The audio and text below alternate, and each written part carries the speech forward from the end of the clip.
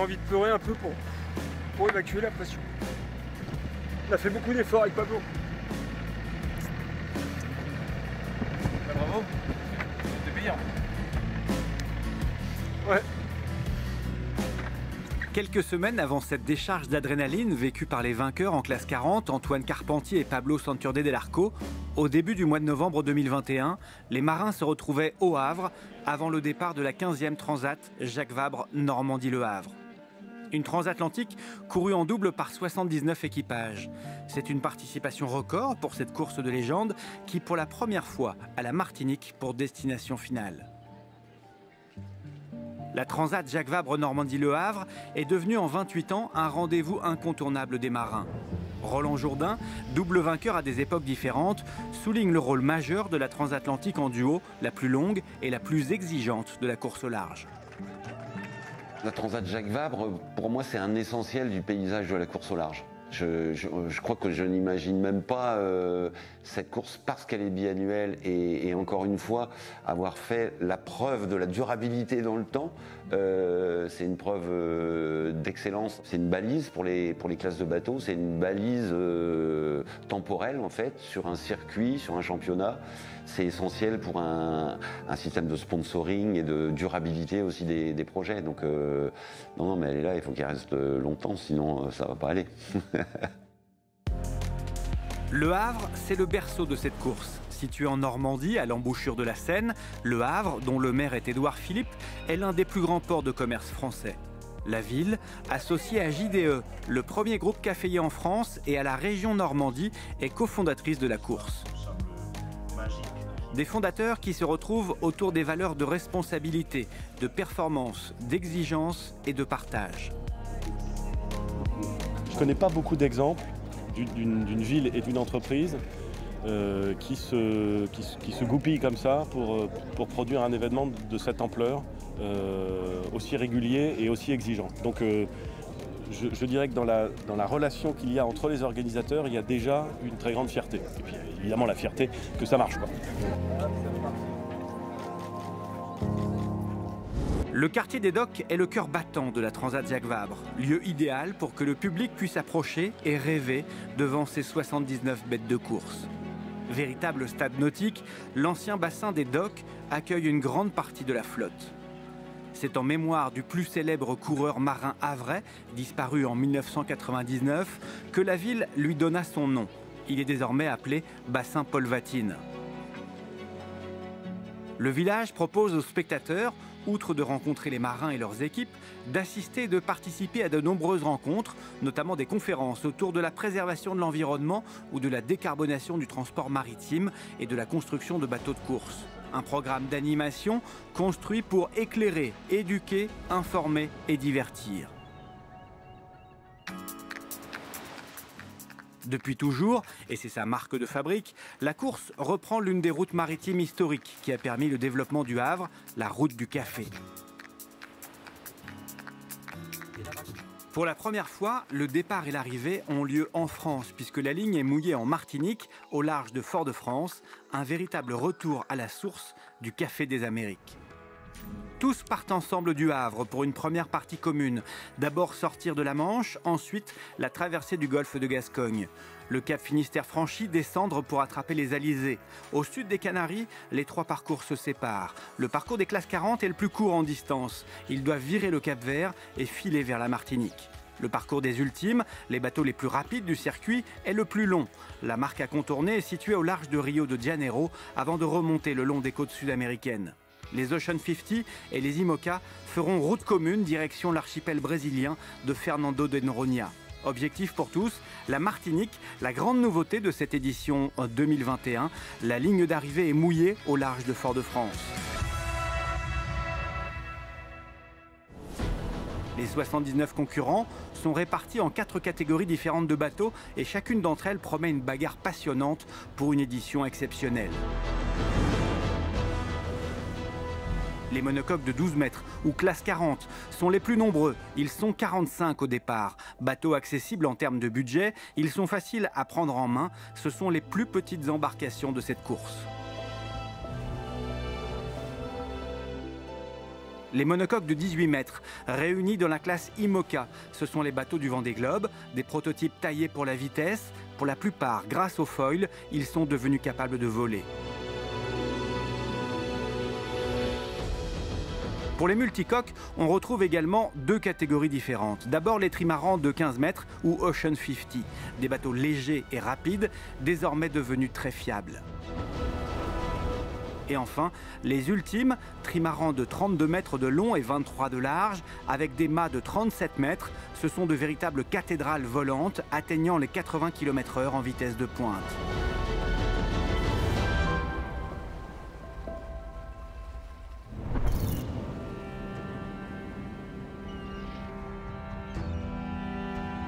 Dimanche 7 novembre 2021 au matin, sur le bassin Paul Vatine, c'est la grande affluence sur les pontons, c'est le jour du départ. On est chaud patate, voilà, on est dans le torrent, c'est le torrent de la Jacques Vabre. Il y a du monde, il fait beau, c'est juste exceptionnel. On a travaillé des années, des mois pour être là, pour aussi vivre ces moments-là, c'est des moments d'émotion importants. Et moi je kiffe. Pour les 158 marins de la Transat Jacques Vabre Normandie-Le Havre, leurs entourages et familles, les cœurs et les corps se serrent. Le temps des festivités est terminé. Pour les jumelles Courtois, c'est le début d'une grande aventure. Elles qui ont gagné le concours Cap pour elles, mis en place par l'organisateur de la Transat pour aider à la féminisation de la voile. Les sœurs Courtois sont soutenues financièrement et sportivement par les organisateurs et par le partenaire Saint-James pour s'aligner au départ. On est impressionnés et moi je suis un peu stressée. Et ouais, moi ce matin j'étais carrément stressée là d'avoir chargé la météo, allumé le PC, ça va mieux. Les gars ils s'occupent bien de notre bateau et nous on va se concentrer sur les routages. Ouais, rendez-vous en Martinique. Clin d'œil à la route du café historique, l'organisation de la course remet un plan de café à Stan Turet à emporter à la Martinique. Alors ce plan de café, c'est Gabi, en hommage à Gabriel de Clieux, le navigateur qui a emmené pour la première fois un plan de café à la Martinique en 1721. Et voilà, 300 ans plus tard, tous les cafés qui poussent dans toute l'Amérique du Sud, ça vient d'un petit plan de café qui est parti de Normandie.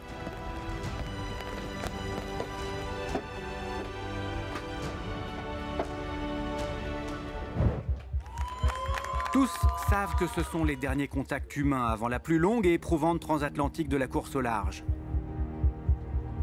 La situation météo est très incertaine. Roland Jourdain nous la précise. Les bonnes nouvelles, d'abord, c'est que le départ va être top. Il y aura du vent, une vingtaine de nœuds de vent pour aller sur un seul bord vers Étretat, donc ça va être génial. Après, ça se complique parce que le vent mollit. En revanche, ça mollit tellement qu'il va se passer des choses qui sont incertaines. Il y a un système anticyclonique qui s'installe et ça va plutôt une ambiance de solitaire du Figaro que de vrai transat. On a plutôt l'habitude d'avoir du tonique à l'automne. Là, il va falloir s'armer de patience. C'est Boris Dio, l'ancien capitaine de l'équipe de France de basketball, qui a interrompu son tour du monde à la voile pour venir donner le départ de cette 15e transat. Ça me fait plaisir de venir ici et de découvrir aussi l'univers qu'est la course. Mais moi, c'est vraiment l'environnement, l'amour de la mer et de la nature. Et donc du coup, c'est ça que je retrouve aussi chez ces marins. C'est moi qui donne le départ, je vais leur dire de partir quand on va me dire qu'il faut leur dire de partir. Mais bon, je pense que tout le monde a l'air prêt.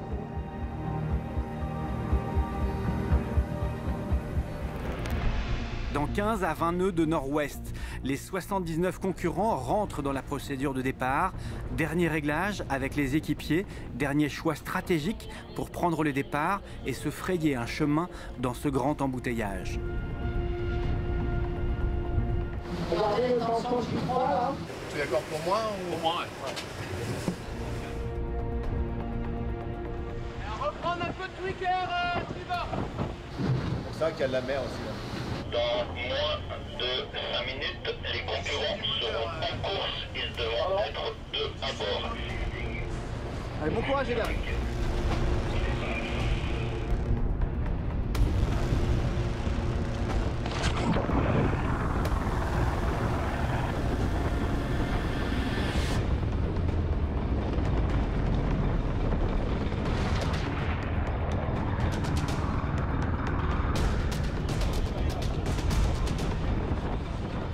en Mondovision que la course s'apprête à être lancée. Un départ donné devant 7 millions de téléspectateurs, diffusé dans 190 pays par 53 diffuseurs. 260 000 marins prennent le départ sur Virtual Regatta.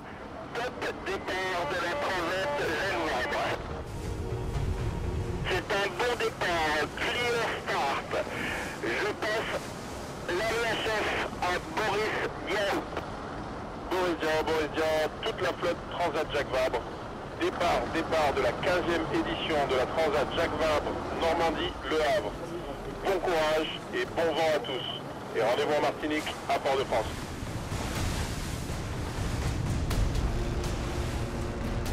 On est parti sur la Transat Jacques Vabre.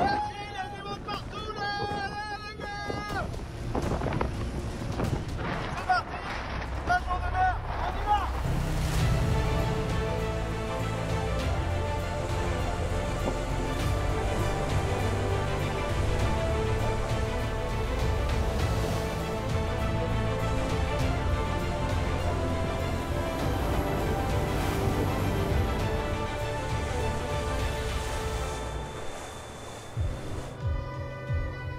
Le ciel s'est déchiré et la lumière propose de magnifiques couleurs pour le public massé sur les falaises de la côte d'Albâtre.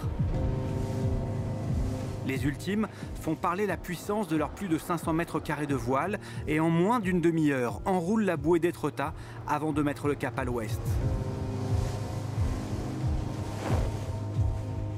Gitana accélère. Derrière Camas Caudrelier, Banque Populaire coiffe Lazartigue au passage de la marque. C'est le premier dépassement de la course. Actual et Sodebo mettent plus de temps à se lancer.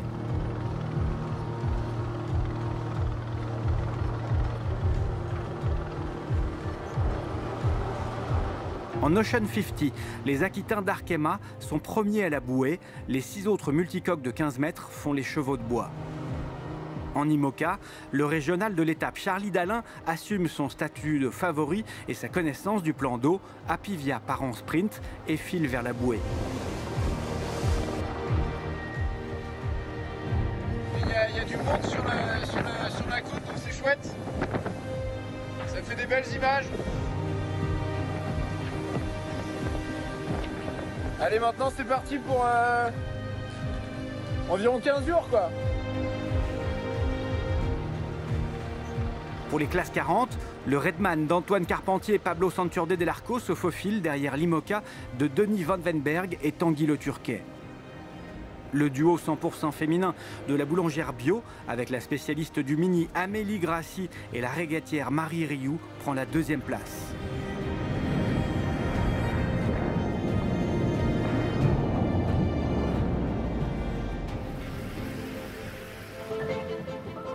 Cap au large. Objectif pour tous, aller virer le Cotentin et faire un peu de vitesse avant la nuit. Les prévisions météo sont floues. Une chose est sûre, la dorsale anticyclonique va contraindre les concurrents à tricoter le long des côtes pour sortir de la Manche. En milieu de nuit, après un premier sprint échevelé, les grands trimarans arrivent à la pointe Bretagne. Le ventilateur s'est éteint. Ils font face au fort courant de cette zone entre Atlantique et Manche, entre Ouessant et Molène. À quelques minutes près, Gitana rate la bascule de la marée et se retrouve comme s'il prenait le tapis roulant à l'envers. En fait, là, le vent est tombé graduellement et puis quand on a essayé de passer le fond vert, on s'est complètement arrêté face au courant. On a commencé à reculer. Du coup, on a fait marche arrière. On était avec SBR et Banque Populaire. On est reparti en marche arrière parce qu'on n'arrivait pas à passer le fond vert. Et on a tenté de passer par le nord de Ouessant. Là, on est en train de contourner, mais là, on est à nouveau arrêté. Bon, contrairement aux idées reçues, voilà à quoi ressemble le golfe de Gascogne au mois de novembre. Un petit copain là-haut pour s'amuser. La légèreté et la grande manœuvrabilité des Ocean 50 leur permet de redémarrer plus vite, d'utiliser chaque souffle pour avancer, d'être les moins pénalisés par ces conditions très erratiques. Ils continuent à flirter avec les ultimes tout au long de la journée. Avec Xavier Macaire et Erwan Leroux, le triple vainqueur de la Transat, en fer de lance. Layton, l'équipage en forme de ce début de saison, a connu quelques ratés à l'allumage. On est content d'avoir un petit peu de vent. Ça fait un petit moment qu'on n'a pas joué autant de vent. Mais voilà. Et on voit un nouvel copain aussi. On était un peu largué au départ, mais on va voir Akema qui est juste devant. Donc ça remonte le moral. Manger un peu et dormir un peu, ça remonte le moral aussi. C'est sûr. En IMOCA, on ne parle plus de s'envoler sur ses foils, mais surtout de ne pas s'enliser dans la molle. Bah, c'est pas la joie. Il n'y a pas de vent, il n'y a pas de vent. On a Fortinet Best Western, un foiler au top pour voler. Et nous là, collé à l'eau, jouer à la piste. Ne pas reculer et choisir la bonne route dans ce désert de vent, c'est le souci de tous. Corum, pendant quelques heures, tente une option de contournement d'Ouessant avant de se raviser et de rattraper le troupeau avec Linked Out, les 2 11 Hours et Charal. Bon, bonjour à tous, bienvenue sur Apivia dans des conditions très calmes en ce lundi soir. Un début de course qui s'est plutôt bien déroulé pour nous. On est content de notre départ devant le Havre. Et voilà, maintenant on fait cap vers le sud en espérant un jour trouver du vent. En classe 40, on nous avait promis une transat au goût de Solitaire du Figaro. Chose promise, chose due. Jamais une transat n'a joué aussi proche des côtes sur 48 heures. Optimiser chaque souffle d'air, jouer avec les bascules de marée, chercher les veines de courant les moins fortes, quitte à rentrer dans chaque anfractuosité et visiter la Pointe-Bretagne comme pour un relevé topographique du sentier des douaniers. L'élastique du classement se tend et se détend à chaque changement de marée. Les figaristes sont là, en meute, aux avant-postes, pour une séance de régate au contact. La journée de mardi, les classes 40 sont en pleine dorsale anticyclonique. Le vent est toujours aussi évanescent. Après 24 heures de labeur, certains s'offrent un premier repas chaud. Table 64, s'il vous plaît. C'est trop bon. J'ai la bouche pleine. On cuisine, forcément, à bord du bateau Émile Henry à Pivort. On vous fait des bises, à plus. À bientôt. Dans la nuit de lundi à mardi, quelques classes 40, pris dans les tourments du courant, jetteront l'ancre pour ne pas reculer. Je tiens à préciser que ce que vous allez voir sur cette vidéo peut heurter la sensibilité du public qui regarde une vidéo de course au large.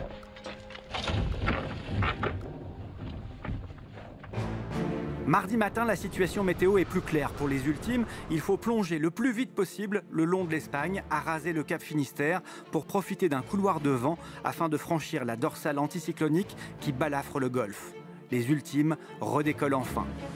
Maintenant, on va se concentrer sur le passage des Finistères.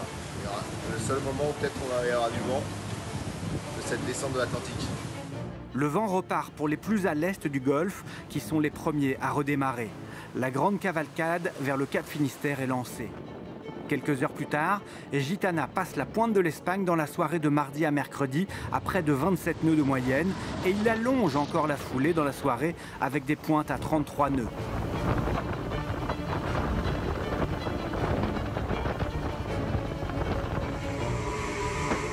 Sodebo s'accroche, Thomas Coville est à 5000 derrière seulement. Actual est 3e à 25 000 et c'est SVR Lazartigue qui est décroché, sans doute dans l'enchaînement d'empannage ou virement par vent arrière, nécessaire à se recaler pour passer le cap Ortega, des manœuvres très pénalisantes sur ses engins. Gabar Laperche se retrouve à 35 000 derrière. Banque Populaire n'a jamais refait son retard depuis son incursion en mer d'Iroise, qui s'est révélé un mauvais choix. Armel Lecléache et Kevin Escoffier ont bien cherché des solutions pour toucher du vent, mais sont restés impuissants face au redémarrage de leurs concurrents. Mardi soir, ils ferment la marche à 50 000 au moment de passer le cap Finistère.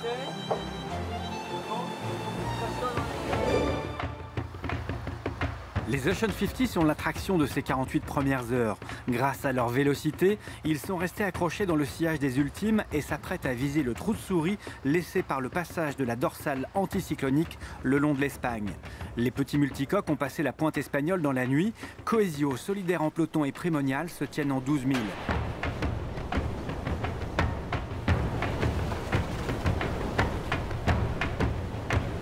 Derrière, les distances s'allongent et Layton, Arkema et Groupe GCA ont désormais 60 000 de retard. Petite sieste, parce que dehors ça attaque.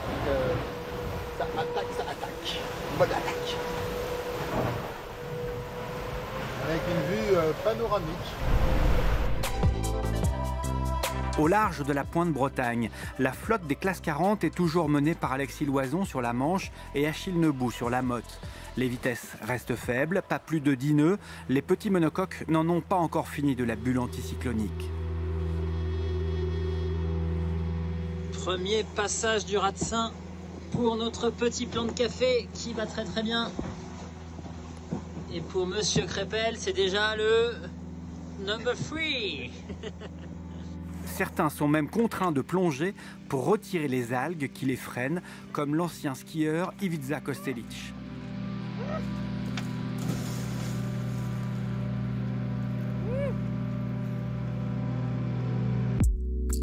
Jeudi 11 novembre, pour la flotte des Ultimes, la journée est consacrée au contournement par l'ouest des îles de Madère puis des Canaries. Les empannages sont nombreux et les 5 trimarans se décalent vers l'ouest au fil des manœuvres. L'accélération de Gitana est franche, Franck Camas et Charles Caudrelier poussent le curseur et vont quasiment doubler leur avance en 12 heures. Jeudi soir, Gitana compte plus de 95 000 d'avance sur SVR Lazartigue et Banque Populaire et 160 000 sur Actual. La mauvaise nouvelle, c'est que Sodebo est en difficulté depuis plusieurs heures. On a heurté violemment le foil tribord.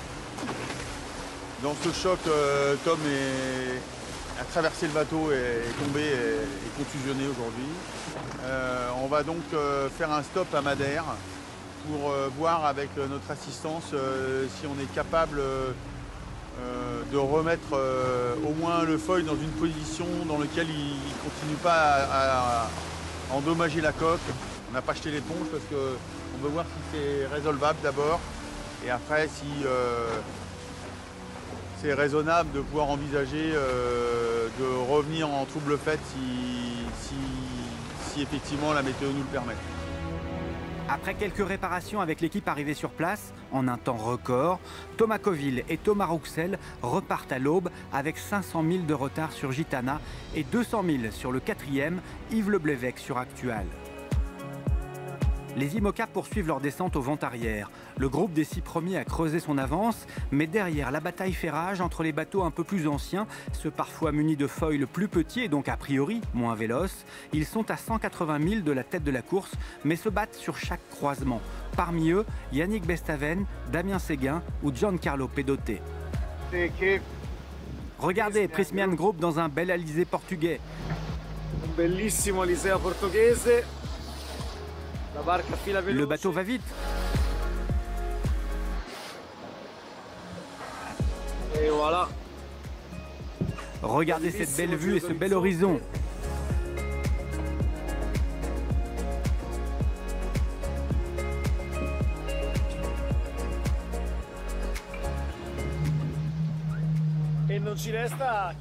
Tout ce que l'on a à faire est d'aller tout droit dans cette direction.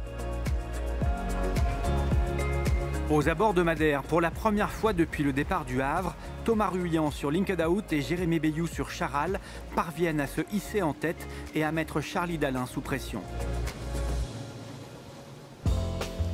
Jeudi à la mi-journée, après une première partie de course très laborieuse, les classes 40 atteignent enfin le cap Finistère.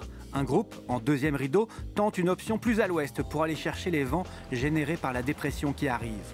En tête de la flotte, les écarts sont infimes à la faveur des différentes amures, les classements varient et pour la première fois depuis la Bretagne, la Banque du Léman, Volvo et Edenred viennent jouer devant. Les 5 premiers bateaux de 15 mètres se tiennent en 18 000 seulement. À plus de 200 000, en 32e position en plein golfe de Gascogne, les jumelles Courtois gagnantes du concours Cap pour elles retrouvent le sourire. Salut, nous voilà au reaching et c'est pas démérité parce qu'on a passé la journée dans la pétole depuis le Ratsin, on galère et on n'a pas dormi. Et maintenant on est trop heureuses et on est avec nos copains de Freedom qui sont juste devant nous.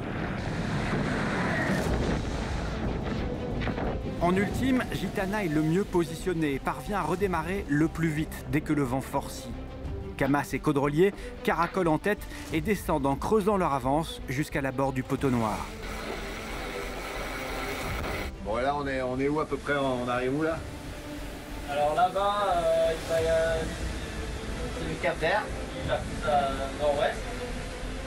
Là devant, notre nez, c'est le Coteau-Noir. Et après qu'on aura franchi, bah, c'est le Brésil et on vise quoi. Banque Populaire est revenu dans la course. Regardez qui nous croise. Le Cléache et Escoffier mettront toute la descente le long des côtes espagnoles et africaines pour recoller au groupe de tête. Ils régatent désormais au contact de SVR Lazartigue. Gabard et La Perche ont tenu un bon rythme avant d'être distancés au passage de la pointe de l'Espagne dans la seule zone de vent fort de la course. Thomas Coville et Thomas Rouxel naviguent avec un bateau diminué. Ils vont accuser jusqu'à plus de 1200 milles de retard sur Gitana.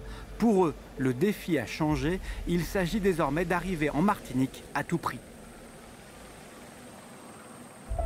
En Ocean 50, Coesio, le trimaran violet du triple vainqueur de la Transat, impose son rythme pendant 5 jours jusqu'au passage des îles Canaries. Le Roux choisit alors de passer au cœur des îles, tandis que ses poursuivants restent à l'ouest de l'archipel, où Primonial réussit à se glisser dans un couloir de vent. La flotte se divise en latérales. Derrière Coesio, Layton et les petits doudous longent les côtes africaines avant de se recaler vers l'ouest. C'est l'heure du petit-déj, à part les petits doudous. Du coup, j'ai sorti le couscous du marché. Voilà, au large du Maroc. C'est un plat de saison et bientôt le tropique. Primonial a accéléré et compte jusqu'à 170 000 d'avance au large du Cap Vert. Mathieu Souben et Sébastien Rogue n'ont quasi rien perdu lors du Poteau Noir et ils virent la marque de Fernando de Noronha après 11 jours de mer. Salut à tous, bienvenue à bord de la fusée Primonial. Aujourd'hui, c'est un express vers la Martinique. On a passé Fernando de Noronha cette nuit ce matin. Et depuis, on attaque une descente tout chousse le long de la zone interdite là, qui longe les côtes du Brésil. C'est assez engagé parce qu'on a 25 nœuds de vent et on roule entre 24 et 26 nœuds de moyenne. La flotte se lance alors dans un match d'empannage pour descendre au vent arrière le long d'une zone interdite à la navigation par la direction de course, car c'est une zone de pêche intense au large du nord du Brésil. Layton est revenu dans le match après une première partie de course manquée. Sam Goodchild et Antoine Le Chapelier sont 3e en confrontation directe avec Coesio et les petits doudous dans le groupe de chasse.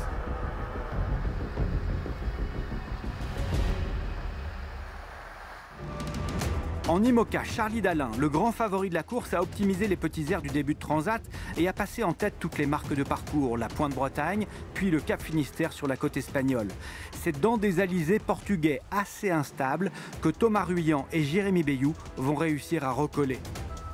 Aux abords de l'île de Madère, au 6e jour de course, Linkedaout et Charal se positionnent à l'ouest de la flotte, tandis qu'Apivia reste trop longtemps à l'est. Un décalage latéral fatal. Pour la première fois depuis une semaine, Apivia laisse la première place à ses rivaux. Ah, on recroise Charal avec Apivia, on se recroise de nouveau. Au lever du jour, la bataille ferrage. Avec Linktas aussi, qui est pas loin. La bataille ferrage. Hein. Ouais, une vraie bouchée. Une vraie bouchée. Il a osé. La traversée des îles Canaries se fait dans le sillage de Linkedaout. C'est alors que la flotte se scinde en deux. Le groupe de poursuivants avec Initiative Cœur, Arkea Paprec et 11 Hour choisit de longer la côte africaine pour bénéficier des brises thermiques créées par la chaleur du désert mauritanien. Plus à l'ouest, le trio de leaders est composé de Linkedaout, Apivia et Charal et se tient en 50 000. Les équipages sont lancés dans un match intense et l'émulation de cette course au contact aiguise les appétits. Et bon dimanche à bord de Charal. C'est l'heure de la côte de bœuf dominicale. Les trois leaders se surveillent, se marquent, multiplient les manœuvres et les réglages pour grappiller le moindre nœud. La traversée du Poteau Noir ne crée pas de bouleversement au classement. Les 60 pieds se dirigent maintenant vers Fernando de Noronha. Un archipel passé par Linkedaout dans la nuit du 20 novembre. Après 13 jours de mer, Apivia est alors 2e, Charal 3e. Ces grands foilers de dernière génération ont creusé leur avance et comptent désormais plus de 300 000 d'avance sur le groupe de poursuivants. Arkea Paprec et Initiative Cœur, en 4e et 5e position, sont à plus de 300 000 derrière. En classe 40, la Manche d'Alexis Loison et la Motte de Luc Berry se sont disputés la première place tout au long de la première semaine. C'est seulement au large de l'Espagne et du Portugal que leurs poursuivants ont réussi à revenir dans la bataille aux avant-postes. Après 6 jours de mer, le 13 novembre, au large de Gibraltar, le Redman d'Antoine Carpentier prend la première place pour la première fois. Bienvenue sur Redman. On a vécu 48 heures de folie, mais ça nous a permis de reprendre la tête de la course. On est bien contents. Mais Banque du Léman, Volvo et Edenred sont en embuscade dans la descente à raser les côtes africaines. La traversée des îles Canaries donne lieu à des routes divergentes. Redman conserve la tête en coupant dans l'archipel du Cap-Vert avant de se lancer dans la grande traversée vers la Martinique. Nous y sommes, mesdames, messieurs, les îles du Cap-Vert qui marquent la moitié de la course.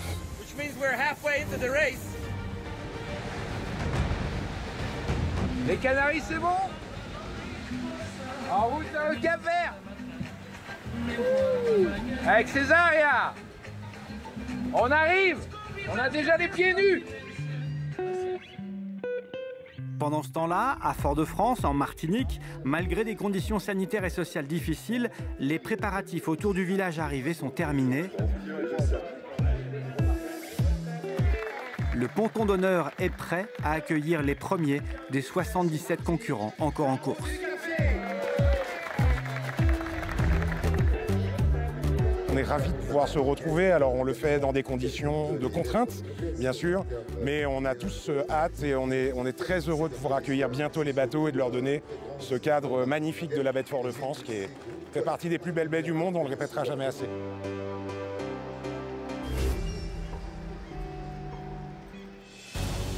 Attention pour l'arrivée de Primonial. Top arrivée de Primonial. Lundi 22 novembre à 21h, Sébastien Rogue et Mathieu Souben franchissent la ligne d'arrivée de la 15e édition de la Transat Jacques Vabre Normandie-Le Havre en première position de la catégorie Ocean 50. Le bateau Primonial aura mis 15 jours, 13 heures et parcouru 6536 milles à 17 nœuds de moyenne. Une joie inégalable étreint alors les deux hommes. Bonjour monsieur le maire et merci pour l'accueil. Salut, bienvenue. Très belle victoire, donc très belle nave. Il y a eu un coup météo qui a été très intelligent là, au niveau des Canaries, où en fait ils se sont décalés à l'ouest et ils prennent la tête doucement, mais prendre la tête c'est quelque chose, mais la garder c'est autre chose. Ils l'ont fait, donc ils ont magnifiquement navigué.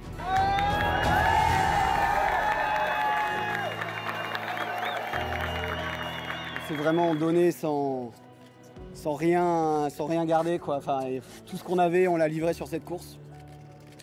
Et ça a payé. Et ça a même plus que payé. Donc, ouais, c'est génial. Et puis, avoir passé 15 jours avec Matt sur le bateau, ça a été un gros kiff. C'était super. Au cœur de la nuit martiniquaise et en 4 heures seulement, Coesio et Layton complètent le podium. On n'a rien lâché.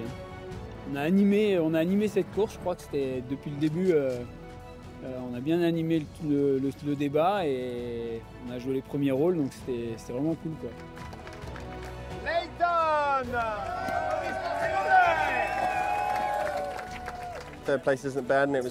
Troisième, c'est pas mal, c'était une super transat. On a raté nos 12 premières heures et on a traîné ce déficit tout au long de la course.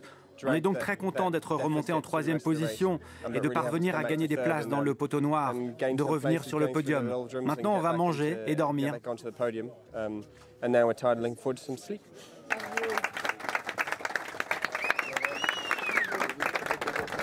Pour pimenter l'arrivée, le trophée Rocher du Diamant Caraïbe Prize a été créé par l'organisateur. Un ultime chrono entre le Rocher et la ligne d'arrivée placée dans la baie des Flamands face à Fort-de-France. Thibaut Vauchel-Camus et Fred Dutil, sur Solidaire en peloton, ont été les plus rapides sur ce dernier tronçon de course en mettant 53 minutes pour couvrir la distance, contre 54 pour le deuxième, Armel Tripon et Benoît Marie, sur leur petit doudou. Le sprint final des ultimes est tout aussi haletant. Et Gitana ralentit pendant quelques heures, coincé par une zone sans vent aux abords de la Barbade. Mais malgré quelques sueurs froides, parvient à relancer sa machine avant et couper la ligne le mardi 23 novembre.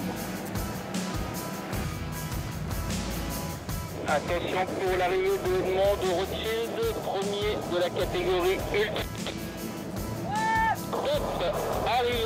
Arrivée de Edmond de Rothschild, numéro 17.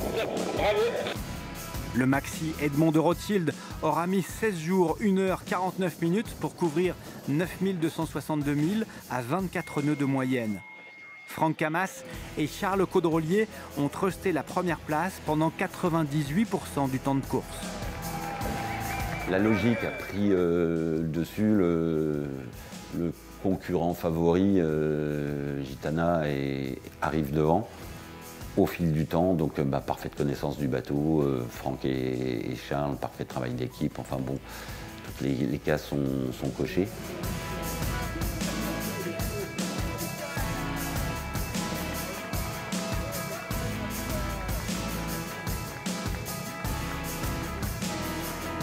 Il faut s'en souvenir quand on fait des belles courses comme ça. Et puis ça a été une Jacques Vabre la plus longue que j'ai pu faire, Charles aussi certainement. 17 jours de course, 7500 milles. C'est une très longue course, donc ravi d'être arrivé à 100% du bateau comme on disait, et puis en tête surtout. Derrière eux, les dernières heures ont été intenses et SVR Lazartigue n'a pas abdiqué, réussissant à souffler la deuxième place à Banque Populaire sur les derniers bords. Il y a un beau vainqueur devant, mais que derrière on s'est bien battu et voilà. Et ce qui s'est passé là, avec Banque Pop les 48 dernières heures, c'était juste génial. On s'est éclaté et on est super content. La deuxième place, c'est quasiment une victoire pour François Gabard et Tom Laperche. On aurait bien aimé garder cette deuxième place qu'on avait chaudement conservée pendant quasiment une grande partie du parcours, mais au final, il y a beaucoup de réussite, de complicité, de positif, voilà, tout simplement. Et puis, objectif rempli, on est sur le podium, on est content avec Kevin, et un bateau qui est bien en forme aussi, donc tant mieux. T'as repris du gras, toi, par se mettre au vélo. Merci. Sur leur trimaran blessé, Thomas Coville et Thomas Rouxel rejoignent la Martinique avec 3 jours de retard sur Gitana. Thomas Coville, qui a déjà gagné la Transat par le passé, souligne l'importance d'avoir terminé sa course malgré les difficultés. On devrait faire ça avec les organisateurs. Le mec, il devrait avoir comme en ultra trail le t-shirt finisher. Nous, on est finisher, et les finishers, en fait, Franck et Charles, c'est normal, et c'est pour ça qu'on aime gagner. Hein. Ils sont regardés, ils sont aimés parce qu'ils sont uniques et singuliers, parce que c'est les seuls vainqueurs. Puis les autres, ils font ça parce que finalement, ils sont allés chercher dans leur trip quelque chose d'autre. Et ils sont finishers. En ultime, c'est François Gabard et Tom Laperche qui signent le meilleur chrono sur le dernier bord et remportent le trophée du diamant en 59 minutes, soit 3 minutes de mieux qu'Yves Le Blévec et Anthony Marchand sur Actual. Pendant que les pontons se remplissent de multicoques à Fort-de-France, les monocoques sont toujours en course. Dans une chaleur étouffante, les IMOCA poursuivent leur match dans la remontée le long des côtes de l'Amérique du Sud. Les alizés sont assez peu établis et contraignent les marins à suivre une route obligatoire sans option stratégique. Les manœuvres s'enchaînent pour flirter avec la zone interdite et tenter de prendre de l'ouest avec des vitesses correctes. Aux avant-postes, Thomas Ruyant et Morgan Lagravière ont réussi à accélérer et font la différence grâce à une excellente vitesse au vent portant. Linked Out a plus de 150 000 d'avance sur l'Apivia de Charlie Dalin et Paul Meillat, définitivement décroché. Charal est 3e, le classement semble se figer. Un peu moins de 2 jours avant l'arrivée, prévu le 25 matin. Alors comme vous pouvez voir là, les alizés c'est un petit peu faiblard, erratique, ça dépend, ça varie, on a entre 10 et 14 nœuds de vent, donc c'est pas énorme, on devrait à partir de ce soir retrouver un petit peu plus de pression, qu'on conservera jusqu'à l'arrivée. Jeudi 25 novembre, après 18 jours de mer, Thomas Ruyant et Morgan Lagravière sont en approche du symbole de la Martinique, le Rocher du Diamant. Ils remportent cette édition de la Transat Jacques Vabre dans la catégorie IMOCA après avoir parcouru 6700 milles à 15 nœuds de moyenne.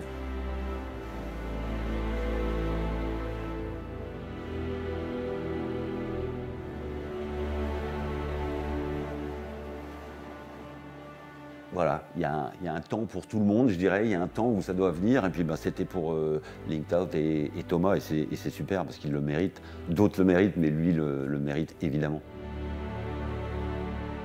Linked out, 3 longueurs. Bravo les gars! Arrivée de Linked out, vainqueur de la Transat Jacques Vabre en IMOCA. Je ne sais pas si c'est la plus belle. Il y en a eu, il y a eu 4 transats sur des supports différents. Mais en tout cas, c'est une des plus belles, hein, parce qu'elle est aussi partagée, parce qu'elle est construite, parce qu'elle vient de loin, parce qu'il y a toute une équipe derrière. Et comme je le disais au début, c'est vraiment moi ça qui m'anime et qui me fait plaisir à l'arrivée, c'est tout ce partage qu'on va réussir à créer autour de cette victoire. Donc voilà, c'est pour ça qu'on le fait. Et finalement, tout le bonheur démarre maintenant, quoi. Aussi. Au petit matin suivant, c'est au tour d'Apivia de toucher terre. Charlie Dalin et Paul Meillat terminent deuxième avec 20 heures de retard sur le premier.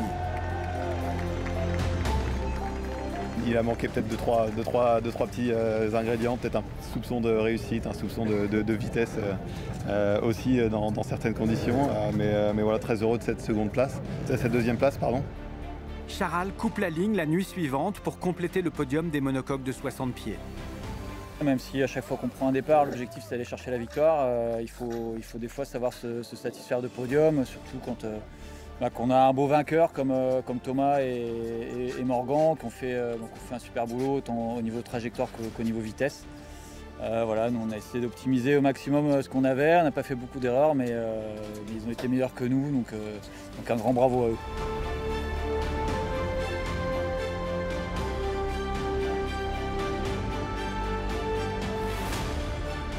Les arrivées se succèdent en IMOCA tant la flotte était dense.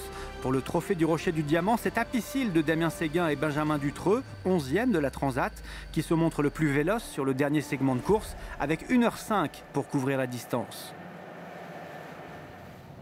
14e de la Transat Jacques Vabre en IMOCA après 21 jours de mer, c'est le duo Louis-Duc-Marie Tabarly sur Costume, bateau de 15 ans qui avait brûlé au départ de la Transat en 2019.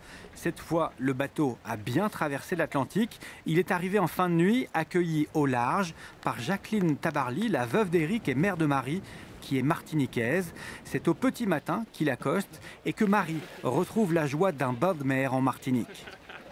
Le lever de soleil de fou qu'on a eu ce matin, quoi. Déjà, on a eu la chance de faire une arrivée de nuit, c'était beau, il y avait plein de gens. Puis là, c'était magnifique, quoi. Et puis de revoir enfin les couleurs un peu créoles avec des maisons roses, oranges. Tu sais, voilà, ça sent bon l'enfance, quoi. Mais grave. Enfin, oui, j'ai passé beaucoup de temps mon enfance ici, donc ouais, je suis contente de revenir, moi. C'est cool. Pour se détendre après leurs arrivées et dans le cadre de la démarche de valorisation du patrimoine local par la Transat Jacques Vabre, certains concurrents, dont Morgan Lagravière, Christopher Pratt ou Alain Gauthier, ont été initiés à la navigation sur la yole traditionnelle martiniquaise par le maître de la discipline, Georges-Henri Lagier. C'était aussi l'occasion de la remise officielle du titre qui atteste de l'entrée de la yole au patrimoine immatériel de l'UNESCO. Des marins martiniquais en situation de handicap ont pu naviguer autour des bateaux de course lors d'une matinée de démonstration et de partage qui s'est prolongée lors de la cérémonie officielle de remise des prix pour la catégorie IMOCA. Pour les classes 40, la course aura été un long chemin de croix sans vent, un enchaînement de situations météo inhabituelles à cette saison avec une seule constante, le manque de vent flagrant dans toutes les zones traversées. En approche des Antilles, les sargasses viennent ajouter des freins. C'est la mer des sargasses.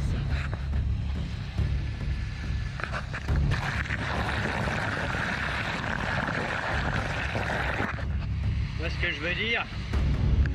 La course est bien plus longue que prévu. La fatigue se fait sentir et la chaleur devient une vraie problématique à bord. Sur Massaï Saling, si tu veux te rafraîchir, il faut barrer. Redman reste en tête, contrôle la flotte, se positionnant entre ses adversaires et la ligne d'arrivée. Le groupe de chasse s'est étoffé, les 10 premiers sont en meute, se rapprochant inexorablement dans des vents très faibles. Antoine Carpentier est sous pression. Levé de jour, avec un gros nuage à notre vent. On espère il va pas trop nous perturber le vent, ce qui est déjà un peu le cas. On est tombé dans la molle, ça a l'air de mollir par devant, donc ça va se resserrer, les écarts vont se resserrer. On va rajouter un peu de stress, comme si on en avait pas assez. Lundi 29 novembre, Antoine Carpentier et Pablo Santurde del Arco remportent la Transat Jacques Vabre en classe 40 en 21 jours et 22 heures pour couvrir 5500 milles à 10 nœuds de moyenne. Pour Antoine Carpentier, c'est la 3e victoire consécutive sur cette Transat dans 2 catégories de bateaux différentes.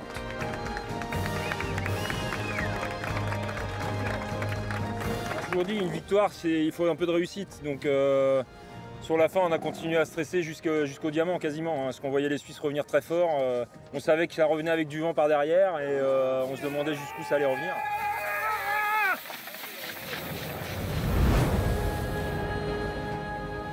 La 2e place revient à Banque du Léman.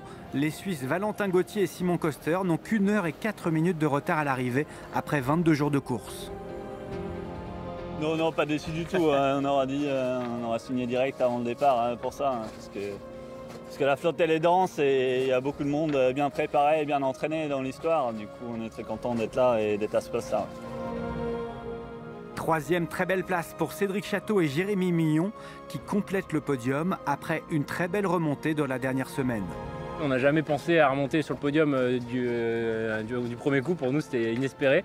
Revenir dans un top 10, ça aurait été déjà incroyable. Et puis en fait, une fois qu'on y était, on a continué et rien lâché. Et encore jusqu'à il y a quelques jours, parce que là, on était bien revenus et avec notre spi qui se déchire, on a eu encore un coup dur. On était pas en bonne posture pour faire avancer le bateau. Et du coup, on s'est donné corps et âme dessus et ça l'a fait. C'est la place 2 là. C'est un podium le 2 qui bouge. Ça va.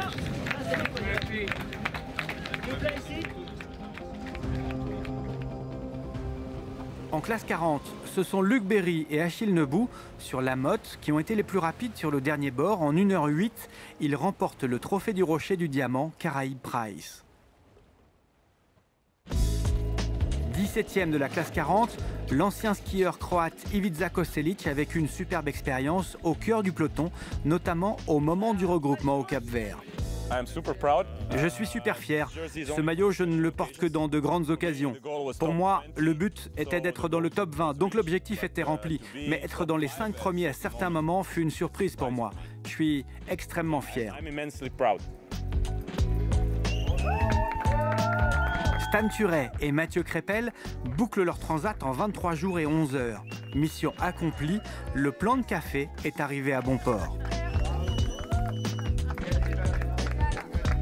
On est content, voilà, 300 ans plus tard, le petit café a refait la route, c'est cool.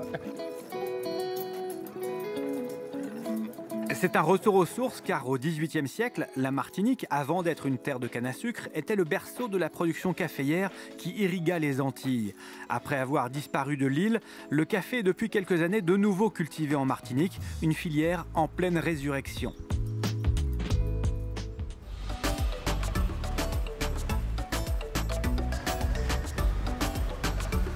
Après 25 jours de mer, groupe G2C La Martinique, avec le seul marin martiniquais de la course, Éric Baraille, associé à Jean-Édouard Cricioche, coupe la ligne en 34e position.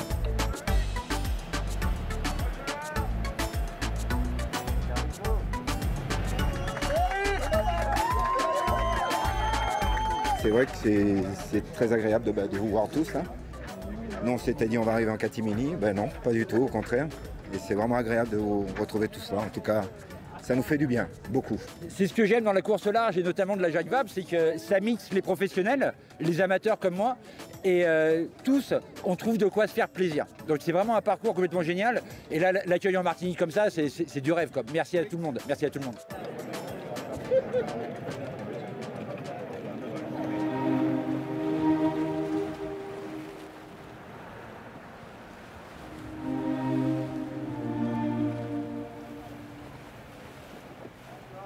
En 38e place, après presque 26 jours de mer, 4 jours après la victoire d'Antoine Carpentier, Julia et Jeanne Courtois touchent enfin au but et mettent ainsi fin à une très belle aventure.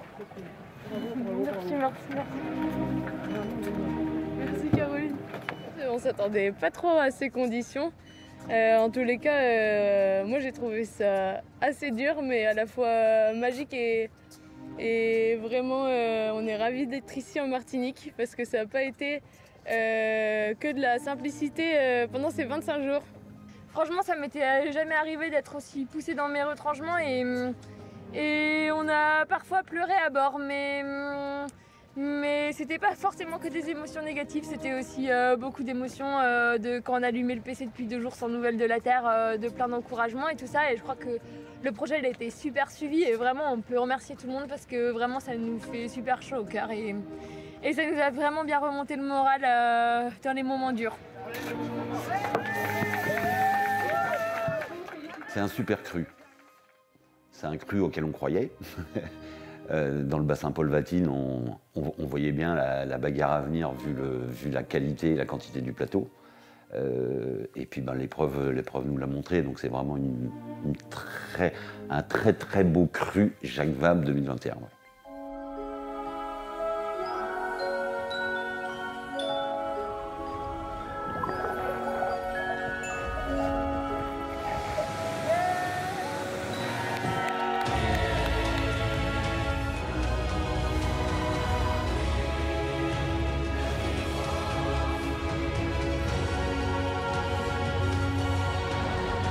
En dépit d'une météo originale pour la saison, cette 15e Transat Jacques Vabre Normandie-Le Havre a tenu toutes ses promesses en termes d'intensité et de régates de haut niveau.